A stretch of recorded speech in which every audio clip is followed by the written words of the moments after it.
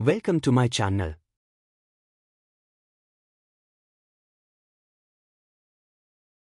दोस्ती का असली मतलब। बहुत समय पहले की बात है। राजस्थान के एक छोटे से गांव में दो दोस्त रहते थे, अर्जुन और वीरू। दोनों बचपन से एक साथ पले बढ़े थे। पढ़ाई, खेल, मेला, त्योहार, हर जगह वे साथ साथ रहते। गांव में लोग उन्हें राम लक्ष्मण की जोड़ी कहते थे। अर्जुन का परिवार थोड़ा अमीर था, जबकि वीरू का परिवार सामान्य था। लेकिन दोनों की दोस्ती में कभी कोई फर्क नहीं आया। अर्जुन के पिता अक्सर कहते, बेटा, गरीब से दोस्ती मत कर, काम नहीं आएगा।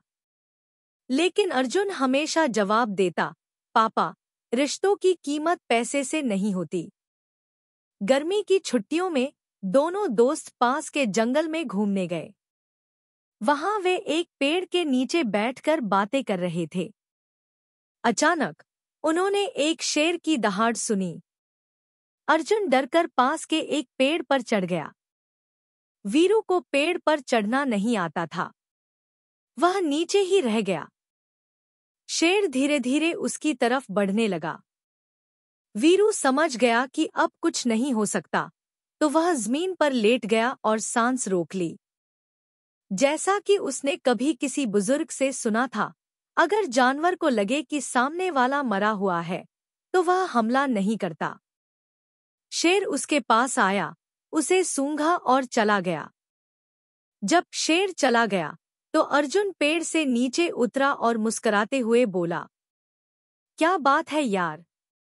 ऐसा लग रहा था जैसे शेर तुम्हारे कान में कुछ कह गया। वीरू गंभीर हो गया।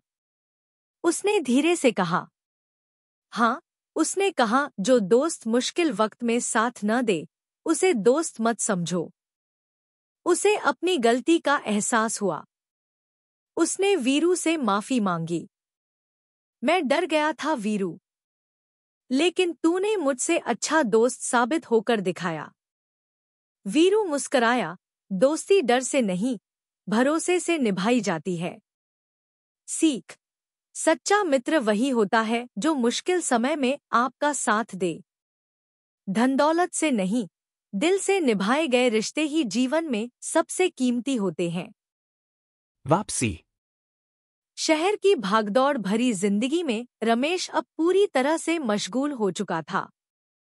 वह एक मल्टीनेशनल कंपनी में मैनेजर था और उसकी जिंदगी में आराम की कोई कमी नहीं थी। ऊंची इमारतों वाला फ्लैट, महंगी गाड़ी, शानदार ऑफिस, सब कुछ था उसके पास। लेकिन इन सब के बीच कहीं खो गया था एक गांव, एक पुराना घर और उसके माँ बाप। पिछले 10 सालों से रमेश ने अपने गांव की तरफ मुड़कर नहीं देखा था। हले नौकरी की व्यस्तता, फिर शादी और फिर बच्चों की परवरिश। सब कुछ इतना तेज हो गया कि माँ बाप की यादें भी धीरे धीरे धुंधली हो गईं। एक दिन रमेश के फोन पर गांव से एक अनजान नंबर से कॉल आया।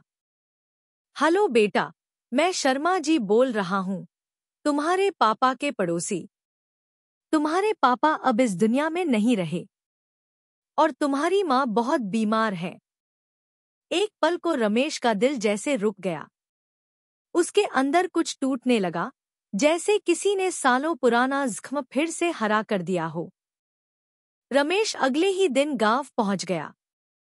जब वह पुराने कच्चे रास्ते से अपने घर की तरफ जा रहा था, तो उसे बचपन की वो सारी यादें आने लगी। माँ के हाथों की रोटी, पापा की साइकिल पर स्कूल जाना, खेतों में खेलना और वो छत जहां लेटकर वो तारों को गिनता था। घर पहुंचा तो देखा, माँ बहुत कमजोर हो चुकी थी। आंखों में आंसू लिए उन्होंने सिर्फ इतना कहा, तू आ गया बेटा, अब चैन से मर सकती हूँ। रमेश फूट फूट कर रो पड़ा। उसे अपनी गलती का एहसास हुआ। उसने रिश्तों की उस जड़ को छोड़ दिया था जिसने उसे खड़ा किया था। अगले कुछ हफ्तों तक रमेश ने माँ के साथ वक्त बिताया, उनके साथ बचपन की बातें की, उन्हें अपने बच्चों की तस्वीरें दिखाईं और फिर एक दिन माँ भी चली गई। रमेश ने उसी गांव में अपने पापा की याद में एक छोटा स्कूल बनवाया और माँ के नाम से एक अस्पताल खोलवाया।